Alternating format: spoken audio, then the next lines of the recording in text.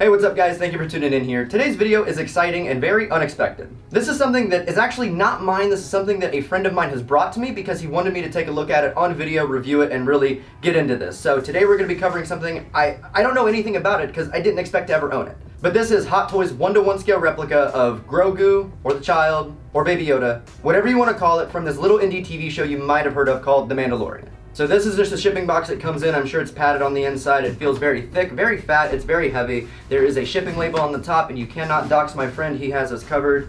And it's a basic shipping box, there's nothing fancy about it. So let's go ahead and stab it.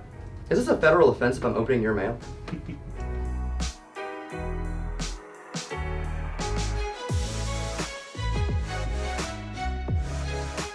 Oh look, there's an invoice with your address on it. We'll put that to the side. Okay, so you open it up, you got this beautiful Star Wars font, which I assume is the base box of Grogu himself. Ooh, okay. And this is the base box. This is what he comes in. He's got some designs on the side. We'll take him out of the plastic here.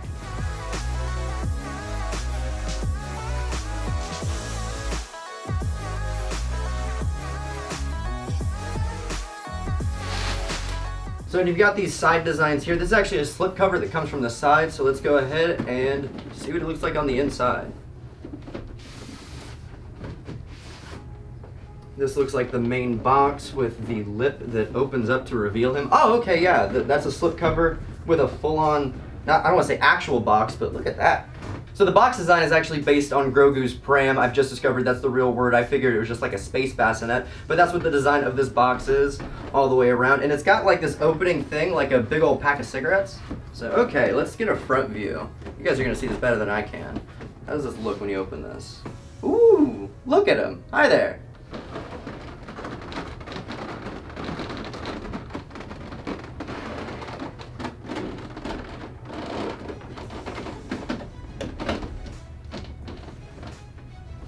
Okay, he's big. He comes inside of this big doofy clamshell that's kind of terrifying and very loud. Everybody on the street's gonna hear you opening this.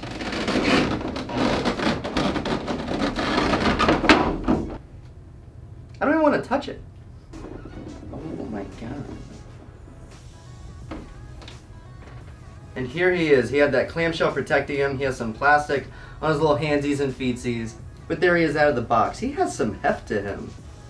Now, Grogu himself is wonderful. I have to be honest again, I did not expect to get this. I didn't expect to cover this at all. I usually do not really cover or really deal with Hot Toy stuff, not anything against it. It's just kind of up there on the upper echelon of the price range of usually what I'm dealing with my collection. So this is kind of foreign to me, but I do know that this feels amazing. I know how much it costs. I know that much specifically, and at least compared to my Chucky dolls that I personally mess with from Trick or Treat Studios, if you're looking at around that price range, this does pretty much fill that out really, really well. His stance and his scale is very, very nice. Again, he feels very good. It feels like Pedro Pascal holding this thing on set because of the really nice center of weight that exists in pretty much his tummy and ass area. He's very, very kind of weighted back there, and it gives him this really good center of gravity. His face detail is beautiful, the sculpt and everything. It is the silicone covering on top, and it just has all the really nice wrinkle and every little detail in there on his old little head. And he has this beautiful little white hairs that are punched on the inside on top of his head. His little baby space poncho thing is really well designed. It's really well fitting for him. Again, it doesn't really add any length. It doesn't hit the floor, anything like that. It doesn't bunch up around him. It looks really great and really natural. His collar around here is very fluffy. It looks accurate. Again, I don't know the type of fabric it is specifically, but it looks very nice, very weathered, a little dingy on the bottom, like a baby's wearing it. His sculpted and painted detail doesn't stop at the clothes or the head. It goes all the way down. Now his feetsies are sculpted very well. His toes are painted and everything, and they are sculpted with little wrinkles on the inside. The bottoms of his feet are a little bit painted with some kind of, I guess, gunk from him walking around on the space desert floors and everything like that. If you do pull up his gown, yes, you're going to lose a bit of it. Up here is really just that base plastic, and if you go all the way up here, he does have a bit of just a diaper on. So, but hey, he's a baby. What do you expect? Now quickly, before I show more of his features and accessories, I want to cover his actual accessories. So over here is something very interesting that we just discovered. So this is the base. You get this stem and this base. So looking at this base, this looks like it has a battery cover, right? It does have a battery cover. Now again, I didn't really follow much for this. This is something I'm reviewing kind of blindly and excitedly because again, without my friend letting me look at this, I wouldn't have. But we got batteries for this. It's space for 3 AAA batteries. I don't know the design process. I don't know if this was announced at any point, but I do think it's funny. It has the space for the batteries. It has no contacts. There is nothing. There's no electronics in this base. And it looks like there's plastic covering where lights might have been placed. So looking at theories, maybe when you actually put him on the base, the lights kind of shine up into the gown and pretty superfluous. Maybe it was a fire hazard with the fabric. I don't entirely know, but it looks like there's electronics in this base, but there are not. But there is this really nice inscription on this little plate on the very front of it, so there's that. Now, in order to attach the stand, he does have this hole on the inside of his bottom. Again, this is, I hope I don't get any type of content strike for this, but it's right there, really brazen. You can go ahead and put the stem into the base and then attach him to that. It's probably easier. Just go ahead and take the stem and, I'm sorry, buddy. I really hope this doesn't give me like a content strike. But there you go, you have the stem inside of his awkward little bottom. I'm so sorry there, buddy. There you go. And there's Grogu on his base. And he looks really beautiful like that, actually. Electronics or not, that is a nice looking base. Now the rest of his accessories. He does have alternate hands right here, so he has these grabby hands and these ones right here. One of these hands, I don't know which set it is, has a magnet in it to be able to hold this that has a magnet in it. So let's figure out what that is real quick. In order to interchange the hands, you just want to go ahead and roll up the sleeve right here. It's just a post, there's no locking mechanism. It's just some friction, you slide it right off there with that type of insertion, just like that. Let's go ahead and try these hands right here. And pop those, where's that? Oh God. Pop those right on.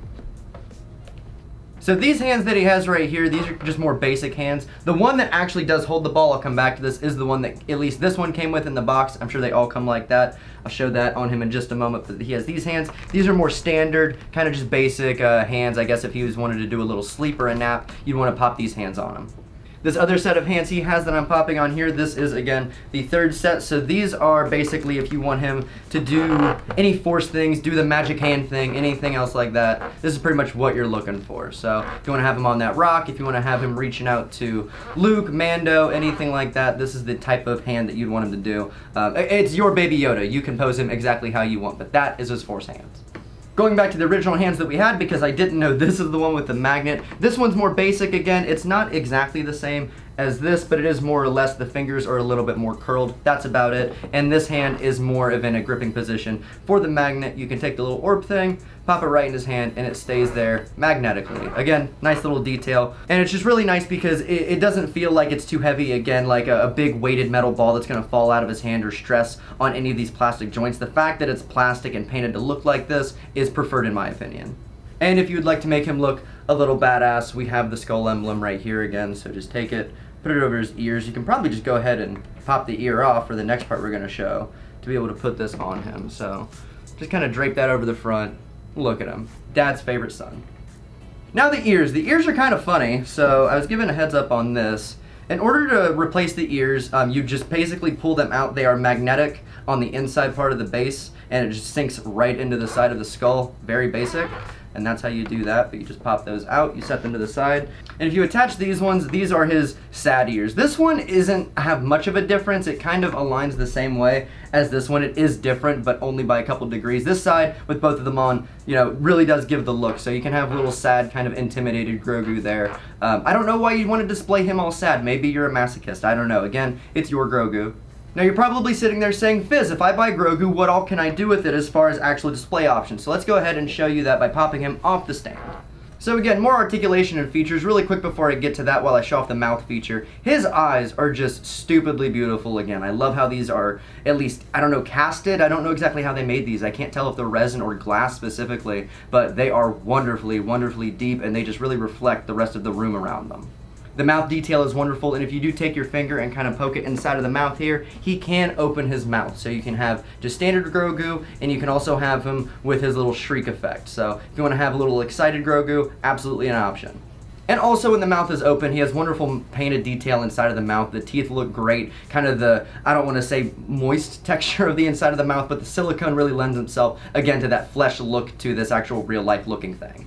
Go ahead and close the mouth. Now his head can rotate 360 degrees.